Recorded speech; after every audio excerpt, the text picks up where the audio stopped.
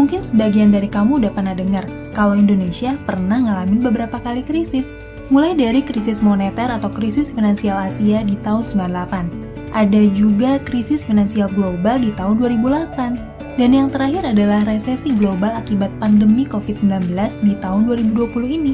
Kalau resesi global di tahun ini, mungkin kita tuh bisa lebih gampang ngerti penyebab dan dampaknya apa aja. Tapi gimana dengan krisis moneter Asia di tahun 98 dan krisis finansial global di tahun 2008? Kan waktu tahun 98 dan 2008 nggak ada wabah pandemi ya, yang bikin perdagangan dan produksi terhambat. Kok bisa sampai krisis sih? Nah, di video kali ini aku bakal ngebahas nih tentang krisis-krisis yang pernah kita alami. Aku bakalan bahas penyebab, dampak, dan juga perbedaan dari krisis moneter 98, krisis finansial tahun 2008, dan resesi global di tahun 2020 ini. Yuk kita mulai pembahasannya. Oke, kita mulai dulu dengan ngebahas resesi yang kita alami bersama di tahun 2020 ini. Kita kan sama-sama tahu nih, kalau tahun 2020 tuh jadi kejutan yang luar biasa. Bukan cuma buat dunia kesehatan, tapi juga buat dunia ekonomi dan perdagangan di seluruh dunia. Karena nyatanya, pandemi ini tuh nggak cuma nyerang kesehatan doang, tapi juga nyerang ekonomi, karena miliaran orang di dunia tiba-tiba aja terganggu aktivitasnya akibat kebijakan lockdown dan pembatasan aktivitas lain. Hal ini tuh nyebabin banyak sektor industri dan perdagangan ngalamin penurunan yang luar biasa parah, khususnya industri pariwisata dan turunannya. Misalnya bisnis transportasi, penginapan, restoran, tempat hiburan, dan segala bentuk bisnis yang ngebutuhin kehadiran orang secara fisik dalam jumlah banyak. Perlambatan aktivitas ekonomi dalam perdagangan dan konsumsi ini tuh terpotret dari tingkat GDP sepanjang tahun 2020 ini, yang emang ngalamin penurunan tajam di berbagai belahan dunia. Sampai akhirnya nyebabin banyak negara masuk ke fase resesi ekonomi, termasuk Indonesia.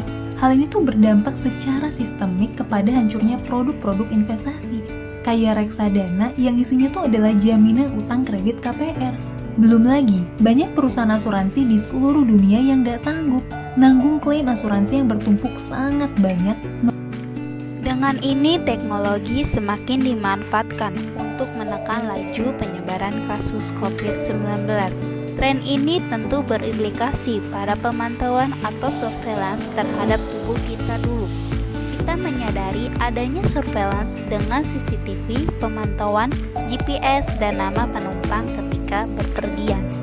Pasca pandemi COVID-19, pemantauan juga dilakukan terhadap apa yang ada di dalam tubuh kita, seperti halnya pengecekan suhu tubuh, pencatatan rekam jejak kunjungan di ruang publik, hingga kewajiban memberikan hasil tes COVID-19. Tidak bisa dipungkiri, kemajuan teknologi memang mempermudah kehidupan kita, termasuk untuk melaju penyebaran COVID-19 melalui kontak tracing atau pelacakan kontak, atau juga pembatasan bepergian ke lokasi-lokasi yang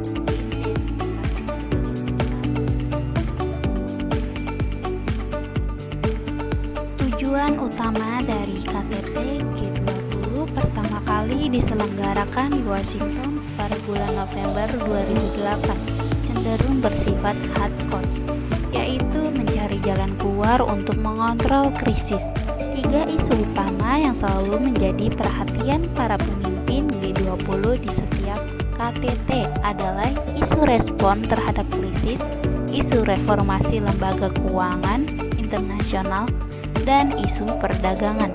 Tantangan global yang terus berkembang membuat membahas prioritas-prioritas G20 tidak hanya pada isu keuangan dan ekonomi, melainkan juga isu non-keuangan. Untuk membahas berbagai isu-isu tersebut, pertemuan G20 dibagi menjadi 2 jalur, yaitu jalur keuangan dan jalur non-keuangan.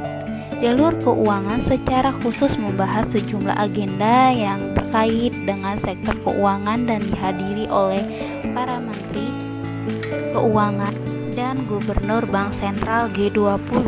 Sementara jalur Sherpa membahas isu-isu lain di luar sektor keuangan serta mempersiapkan berbagai konsep outcome dokumen yang akan dibahas para KTT. Para Sherpa umumnya ditunjuk secara langsung oleh kepala pemerintah atau kepala sebagai representasi pada pertemuan G20 selain KTT.